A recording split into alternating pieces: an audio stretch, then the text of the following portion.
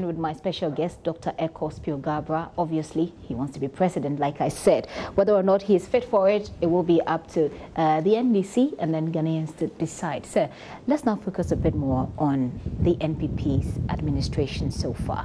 What do you make of it? Well, it started on a very bad note, unfortunately. First day in office, swearing in plagiarism. It became a global bad story for Ghana. Not long after that, appointment of ministers. For the first time in Ghana's history, 110 ministers and deputies. A negative record. Also became news, global news, and the talk of the comedies, late night comedies on international news media. Then unfortunately again, the murder of innocent, captain, then promoted to Major Mahama, also made global news. So this government, as well-intentioned as it may have been, has been unfortunate in having a number of public events that were of a negative nature. Then of course you've had all the, oil contamination being sold here and there, allegations from NPP members of having to pay $20,000 in order to get an appointment with the president, corruption charges here and there, too many family members in government, in different positions. All those things, I think, have not helped the party. I think the party's main challenge is over promising and under delivering. So if you're going to have a free SHS, for example, which on the surface sounds good, anybody who can get anything free will normally welcome it. But of course, nothing is really free, because we as taxpayers all pay one tax or the other, which goes into a government coffers, which the government then can use to give us either a free road or a free hospital or a free school or whatever government wants to do. But the effect of the free SHS policy, first of all, there's only 20% of the budget that ostensibly or reportedly has been given to the schools. Now, they've already spent 20% of the time in school, so they need the other 80% sooner than later. I don't know when they'll get that 80%. So there's a serious potential crisis developing between headmasters, school bearers, and the government as to how do I manage the school when I'm probably being given just 5 cedis a day to feed the students, grown-up children who are between, say, the ages of 13 and 18, or even sometimes older in senior high school. You worked at the feeding them with 5 cedis a day. How are they going to balance it? Before. Right. If you were to be managing this. We came up and we still have focused on free, compulsory, universal, basic education. The Constitution of Ghana says that education must be progressively free. The word progressively means that you make it as free as possible at pre-K, kindergarten, or primary 1. And then as the educational ladder goes, then the freedom may reduce. So the more free, 100% freedom in primary 1, maybe 95% freedom in primary 2, 93, primary 3, and then the degree of the freedom will reduce as you go up. So if you go to university, you may only have 50% freedom. That is the theory. So that if a child by any chance drops out after only 3 years of school, they've gotten 3 years of relatively free education. If they drop out after 6 years of school, they've got relatively free education. If they can get the full 9 years, which is the 6 years of primary and 3 years of junior high school, which is the basic education, then they get free compulsory universal basic education. At that point, they are 12, 13, 14, 15, 16, and if they cannot continue senior high school, in theory, they've had the people of Ghana support them for the first 9 years, and they can then go into vocational technical or do something else for their lives. So if you forget the free compulsory universal basic education and go to the middle part of the educational ladder and make that part supposedly free, assuming you could even make it totally free, then it is to the disadvantage of those at the bottom who actually ought to get the freedom. But so Business and Financial Times, one of your schools, even during your time, was free. Yeah, but we did it free, even though there were some occasions. It has been free. Business and Financial Times, one of your colleagues in the media, just less than 2 weeks ago, published a front page story that 75% of students in primary and JHS are paying some fees. When it ought to be free. That's over 3 million students. The explanation they gave to that story was that there are people who are paying for school uniform or paying for examination material, so they're not paying for tuition, for example. No, but what is it that at the senior high school, this government says it's going to be made free? Everything is free. So if a basic education student will pay for school uniform, pay for sandals, pay for textbooks or whatever it is they are paying, why should they be paying that in senior high school person doesn't pay, will not be paid. That's the point. It's a very constitutional matter. I think the focus on that, according to the NPP, the reason why they're focusing on SHS is that they want SHS to be the least level of education any Ghanaian. But how do you get there when you couldn't pay your fees at the basic level, therefore you dropped out of school? Okay. How will you get into SHS? If you were to be managed, if you are a parent and you have to pay primary education, you can't afford it. How will your children complete the basic education in order to earn the so-called free SHS? What would you have done differently if you were? Continue to focus on that free basic education. Promised all Ghanaians that you're going to make it free, and everybody is talking about it. No, but why should you make promises you can't fulfill? Why should you make promises that you don't have the budget for? They are not fulfilling it. They've only given 20% of the budget, and the headmasters are crying for it. With every new policy, and they only made the first-year students get the freedom. The second and third year students are not getting it.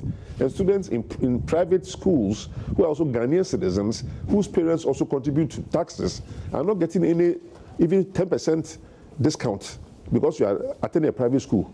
The government cannot have schools everywhere, and the private schools also are helping with education in Ghana. So the owners of private schools have come and held press conferences that you've read, complaining bitterly about this very unfair policy where unless you go to a public school or a government-assisted school, then you are being penalized, even though you are Ghanaian. You want this, in your opinion, that this policy should be scrapped? It was not thought through well, like many NPP policies. So it sounds good to the ears because everybody wants something free. And they lured Ghanaians into thinking that if they vote for NPP, they will do such free things, which when you look through eventually, you find that they are to the detriment of the country. Should they stop rolling it up? Should they be scrapped somehow? They can reflect on it, and since they made a campaign promise, I'm not sure they're going to scrap it. They're going to stick with it with all these difficulties, but it will be at the peril or at the detriment of a road that was supposed to be built that they won't build. It is a hospital nearby in the same community that will not be. It's the same government money. Government has only a certain amount of money. You can use all that money to build free hospitals. You can use all that money to build free roads. You can use that money to build free education. You can use it for any way you want. But at the end of the day, you need to balance the budget. And you need to allocate a certain amount of money to almost all aspects of the economy. The police need money. Should you become successful with your presidential bid? Yes. And should the NDC win? Yes. If the NDC win, is this something that you're going to continue? I will reflect. It's not at that point. It will not just be a personal matter.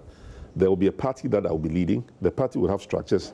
There will be consultations within the party as to what our manifesto should be, what our policies would be, and we will review this program alongside many other programs and see what will be the best for the people of Ghana.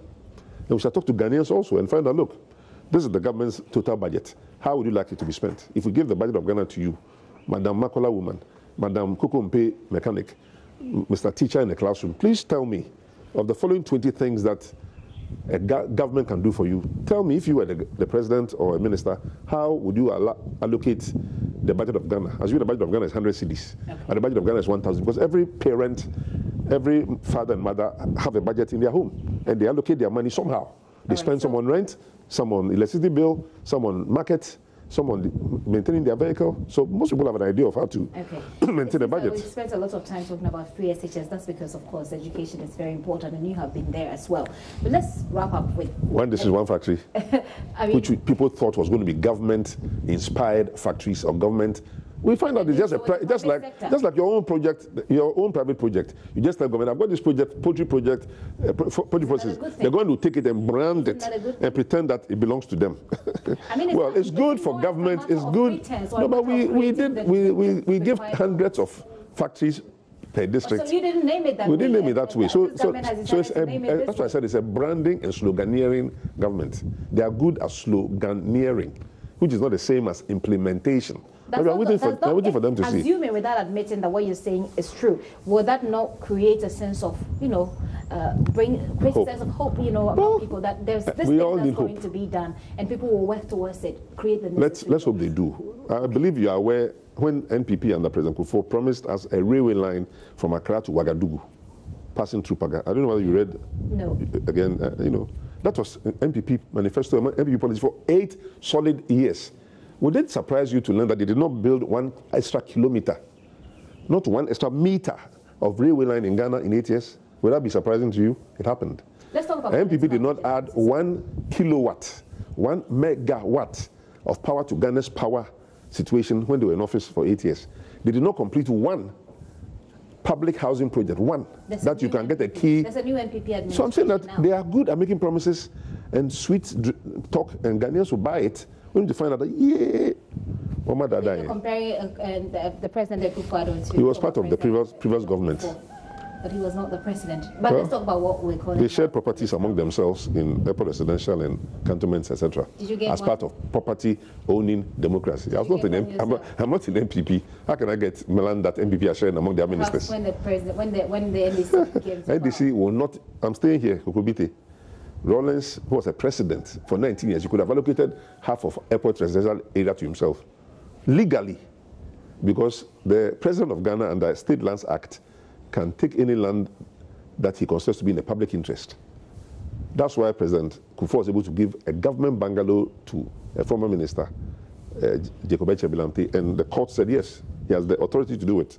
So it may be legally correct, but morally and ethically wrong. Okay. Under NDC, no government minister dares to even think about going to take a government bungalow for himself. It won't happen. Okay. It won't happen under Mills, it won't happen under Rawlings, and I don't think it happened under Mahama. But when you have a property-owning democracy as the philosophy of a certain party, then as soon as they come, they start looking for the super property. There's actually this argument about the MPP, with what you are calling sloganeerism, that they're looking more towards social interventions. That's supposedly is mixing up their ideology, but that's not the debate that we want to. No, I'm saying they've done a relatively good job of that. Okay, but which has eaten into NDC's political space. Political vigilantism is something that I've spoken against and I've written against. Should be calling it political vigilantism, because we're seeing a lot of groups coming up saying they're affiliated to this political party, they're affiliated to that political party. No, the only party that political vigilantism has come out to present themselves, as far as I know, and you can tell me the other ones, are the invisible forces, the Delta forces, who have openly indicated their NPP adherents. There's one in the northern part of the country calling itself Burma Camp as well. Who belong to who? I don't know. They locked up the school feeding program offices there in the northern region, for example. This year, right? Yes, this happened about 2-3 weeks ago. Yeah, all those who are doing those things are in the ruling party. It's only ruling party members who can even have the effrontery and the impunity to do it in their own government. And it's partly due to unemployment, the fact that they are frustrated, the fact that they were promised jobs. Under the Kufuor time, they were even asked to come and register. 1 million people came and registered under MPP. Supposed MPP members came and registered for jobs. Over 1 million of them registered, and hardly anybody got anything. So they also got frustrated. This time, they're not asking them to come and register, but their national youth organizer was telling them before the elections, when we win, take possession, take position, take possession, take position. These are all on tapes that you media people have played. So they're taking the possession. They're taking the positions. How do you think we can deal with it? Well, it is, impunity. If you were president, what would you do about They should disband them. Those who qualify... We've heard from the National Security Minister, for example, that there are no registered groups, such registered groups. So but an NPP member of parliament told the National Security Minister that when we wanted money for these vigilante groups, the National Security Minister at the time, didn't want to give us money. We, the NPP ministers, we had to fund these groups. So he has openly acknowledged and recognized that he and others funded these groups. So they know who they are. Weren't you in this country when South Africans came here to come and train some NPP people, and NDC government had to send them back against a lot of brouhaha? These are the results. People have been trained for many years. This is the result of the Frankenstein monster that has been created in a laboratory. And when you watch these films, some very good professor goes into a laboratory, creates this animal or something, and then eventually the animal becomes crazy, breaks through the laboratory and runs amok all over town, killing everybody. And eventually the doctor is the one who actually gets killed eventually. In the last show, exactly. But then what would you have done if you were president? I would first not create such monsters. You mean it's been created? You are the president. Well, you disband them. You disband them. You know where they are. No, look, we have Bureau of National Intelligence, Bureau of National Investigation, the same guys who can write reports when a Minister of Energy wants to investigate contaminated fuel. Then BNI, within 24 hours, to come and write a report that, there's something wrong with that place. The man has done nothing wrong. Look, the police are being used, unfortunately, and are being politicized, and are not being allowed to do their work. It's an unfortunate development for the Bureau of National Investigations. No, we are now using the BNI. Give me a BNI report. The BNI, NDC used BNI to cover up political, allegations against its appointees. No, if never heard of it. I don't have evidence to that effect. But if it's I'm saying that a minister, listen carefully. Both the NDC and NPP has No, perpetuated. BNI is an institution of the police that has existed since Kwame Nkrumah's time. It's an institution. No, you're talking about the police. I'm saying BNI, Bureau of National Investigation, is a department of the Ghana Police Service and the National Security System. So if and it has its own. And I'm saying that organization should not be used for covering up activities of wrongdoers. If you do that, then it becomes difficult for you now to go against the real wrongdoers like these Delta forces or invisible forces, because your professionalism is being compromised. You are being asked to write reports to cover up political appointees whose acts should be sent to Shraj or Stuart Ford office or somewhere else. Me what you do if you were president? You said I'm trying to tell you that. I'm trying to tell you that every president has numerous institutions under his control. You are the commander-in-chief of the Ghana Armed Forces. Your vice president is the chairman of the Police Council. The Bureau of National Investigations exists to investigate and to identify all those who belong to these groups. There are videos of these. These guys have come on video and said, if you don't give us jobs today, we'll come to Accra and do worse than we did in Kumasi. You didn't see that video? They are not hiding. And I'm saying there are members of parliament who say we have funded them. We funded them. So we know where we train them. We know where we fund them. They are telling me as president, you don't know how to go about funding these people. Then you don't need to be president. So you get out.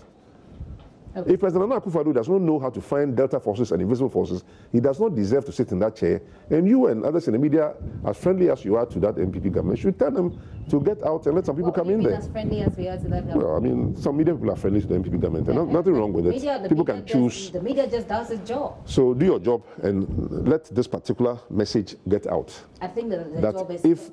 I think that part of talking to you is part of doing that job. I appreciate that. So let me finally finish this conversation, sir, by asking you about your thoughts. You have been a diplomat as well. What are your thoughts about what George A.C. Boateng, who is a representative in South Africa, has said recently about placing NPP, perhaps card-holding members, above every other Ghanaian? It's one of the most unfortunate statements ever made by any public servant. You see, once the person accepted his appointment as a High Commissioner, as an ambassador, he no longer became merely or just an NPP member. He is an NPP member, that's fine. He's a political appointee, that's fine, everybody understands that.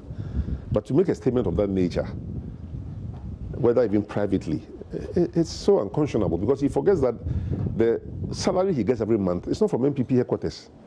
The residence of the Ghana ambassador, Ghana High Commissioner to South Africa, Waterkloof, one of the most exclusive neighborhoods in Pretoria, beautiful place, owned by the government of Ghana. The car that he drives is funded by the Ghana taxpayer. So you cannot go and say that I'm only here primarily to serve NPP members. Quite frankly, people have so said sad. What he said is just putting words to something that's already happening. It's not something happening. That you it's not happening. It's not happening. It's not happening. I have never asked anybody asking for support for, and I can invite you, NPP members as well as NDC members who got approvals for loans from public agencies that were under my oversight, because their membership cards were never sought.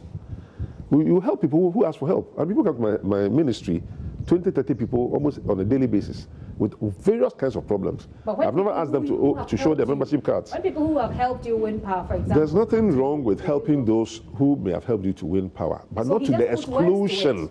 No, he says his primary job is to help NPP people. And another minister actually has also said, I don't want to mention the minister's name because I'll make a mistake.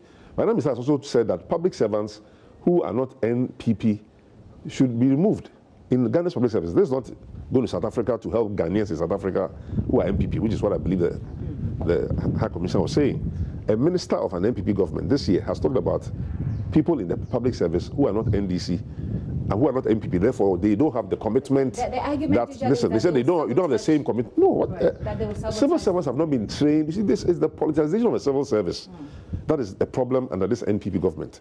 Today, in the police service, almost everybody knows who is NDC and who is NPP. Ghana Armed Forces, which should be a very neutral body, ready to fight for the nation if necessary. Most people there seem to know, oh, this NDC, this NPP. It's one of the most unfortunate developments in Ghana. Our public servants should be neutral. Immigration officer, neutral. Somebody applies for Ghana passport, you don't ask him, are you NPP, are you NDC? No. Somebody applies for a job in a public service, you don't ask him, are you NPP, are you NDC? No. Somebody asks you for a visa, you don't apply, you don't say, are you NDC? It is not correct. and it should not be encouraged. The presidency has yet to speak about this matter. It's taking too long. This is the kind of thing that within 24 hours, a good president will come out and take an action for people to know that, yes, this man is really defending the people of Ghana. When you swear an oath at the Independence Square, you swear an oath to defend the people of Ghana, not to defend MPP or NDC. The MPP's chairman, acting chairman, has come to back the comments to support it. But he has said that. Look, that tells you the kind of party. This is the kind of party that you have elected into your office. A party of renegades, of vigilantes, of political adventurers, of people who are just looking to butter the bread of their brethren and their, party supporters. Let me end this conversation. It's been a great conversation, sir. I hope that you've had a great time and that the farming will go on. I should come to your farm for some of the. It's a very small farm. It's a social service. You can also help the one district, one factory. We are helping to put food on the tables of Ghanaians. We're helping to promote Ghana's export revenues, to strengthen the city. We stand at a very difficult time in our country's history where we have just elected a government which within less than 1 year has made a number of decisions, comments from their party members, actions that I think are troubling the international community. West Africa is a very unstable region. It's seen as a very fragile region. Many of our neighboring countries have gone through very painful civil strife and civil wars. Safety and security of the people of Ghana are the #1 priority of any government. And at any time when judges threatened, not just by radio announcements, but physically in their courts, when policemen are made to run away. There was a video of a policeman literally fighting for his life. He could easily have been killed the way the major was killed in the Denchira. They actually followed him. So, but I'm saying that show what then happens. We don't know, and I'm saying that when people think they can get away with it, and all those guys were on video, what action is being taken against those people who were chasing a policeman on open video? What action is being taken against those who came out openly and said, if you don't give us jobs in Ashanti region, we'll come to Accra and we'll do worse than we did in Kumasi? Even actions are not being taken because these are MPP people, these are the people who protect us. You are now the commander-in-chief of the Republic of Ghana. Okay. You are no longer a presidential candidate who may have been afraid for his own security, so you have to train a certain number of people to protect you, assuming that was even necessary. Right. Now that you are sitting in the seat, you must be seen to perform. And if you don't perform well, people will tell you that you're a one-term president, thank you very much. And people like former president was one of those, according to Ghanaians and how they voted, and you are hoping to be the next person. But you mentioned about 24 hours, the president taking action on the AC voting in 24 hours, for example. What action exactly? Reprimand him, try to distance yourself from his comment, or just sack him? People are asking for him to be sacked. You're mentioning a whole range of options that any president has. Okay. You can choose any of them. It's better than doing nothing. Right. If people hear that, I don't know where he is now. If he's in South Africa and you recall him, even to Accra for a week of orientation, that's an action. If you you slap him and suspend him from office for 30 days, that's an action. There's a whole range of things you can do, including, of course, termination. But you have to make the judgment, because I don't know the entire range of things. He may have a good thing he's doing. There may be good parts about him. So you have to weigh the things he's doing that may be good with the statement that he's made that is bad. And if he's done a lot of very bad things, and this statement is the tip of the, what's the right word? The last straw. Yeah, the last straw that broke the camel's back. Then he's off. But he's done a lot of wonderful things, but he just slipped and made one bad statement.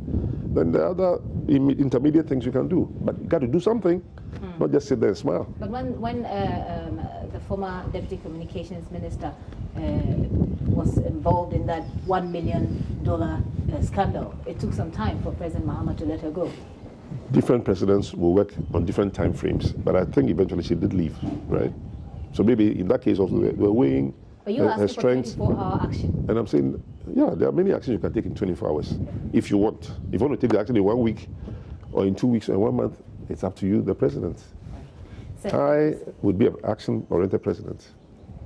An action-oriented president? I won't waste time. Sounds like a promise. Is that a promise you can fulfill? If you put me in that chair, you see the kind of actions I can take. All right. Well, we'll leave that to the NDC. Thank you very much. How they... so how's the preparation like on the ground? Are you're campaigning on the ground? You're talking to people here No, and there? I'm not campaigning. I am... The campaign I have... No, I mean, if there's a campaign, it's what I'm talking about, how to reorganize the party and strengthen it. You're doing that at the moment? How to repair the car which needs spare parts. Yes, this interview is part of it. Okay. Going to the constituencies from time to time and helping our branches to get ready for their elections is part of it. So I mentioned 4 people. Which of them are you most scared of? Or do you think will give you a run for your money? That's an interesting Professor question. Joshua Labi, Albert Bagwin, John Mahama. I like all my NDC friends. I respect everyone.